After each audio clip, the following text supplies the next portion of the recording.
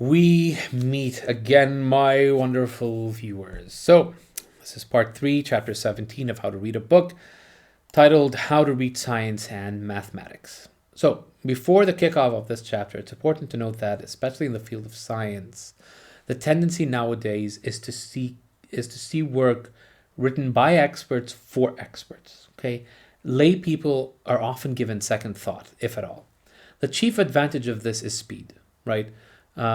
Knowledge is transmitted more efficiently. The drawback is equally obvious, right? A reader, even a reasonably learned one, stands little chance at understanding increasingly esoteric texts. So what does one to do? The trick here is to resort to popular writings, but to be able to distinguish between well-written and poorly written ones. Once you've identified these accessible works, the main takeaway from this chapter is this. Become aware of the problem the scientist or mathematician is trying to solve, and also become aware of that problem's background. This rule is not new, as understanding the author's contention is necessary to all expository works. Nonetheless, it is absolutely imperative in these fields.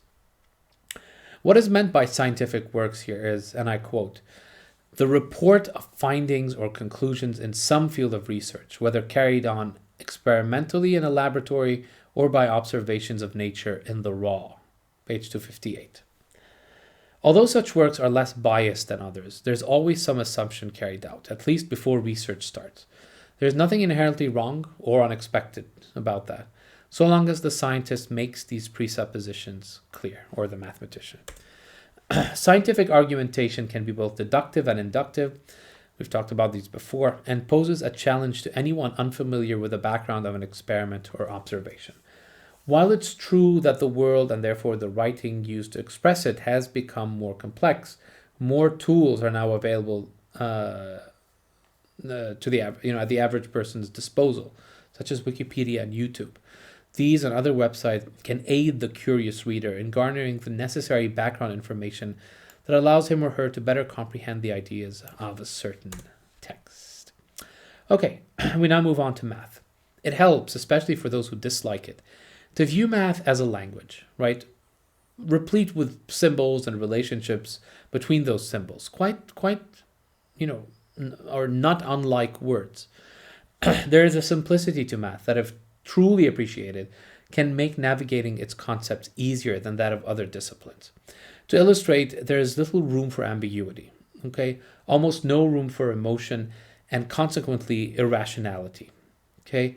Problems are often limited and clear in nature, and so on. To add, a deep understanding of math can help in most, if not all, expository works, as argumentation is noticeably similar to that of mathematical reasoning, okay? So said very simply, if you understand how math works, you're in a good position, or you're in a better position to understand how an argument written with words works.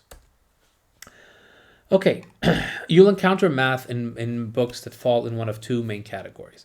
Science books that contain math, and math books proper. For the first scenario, there's nothing shameful in skipping some pages or merely looking at the results part of the sections that deal with math. However, if your intention is to read a purely mathematical book, then it needs mentioning that it must be read wholly. And while notes are useful in other works, they are indispensable when it comes to math. Having a scratch pad nearby might prove most useful. Remember that for both math and science, your aim as a layperson is not to become an expert on the matter discussed, but to understand the problem the writer is tackling. Lastly, keep in mind that whenever you opt for a simplified version of things, you are invariably at the mercy of whoever it was that did the diluting, right? With that in mind, here's a summary of previously discussed rules that particularly apply to math and science, taken from page 268. I quote, identify the subject matter, discover the relation between the whole and its parts, come to terms and plot the propositions and arguments, work at achieving understanding before you begin to criticize or assess significance. End quote. Thank you for watching. I'll see you in the next one.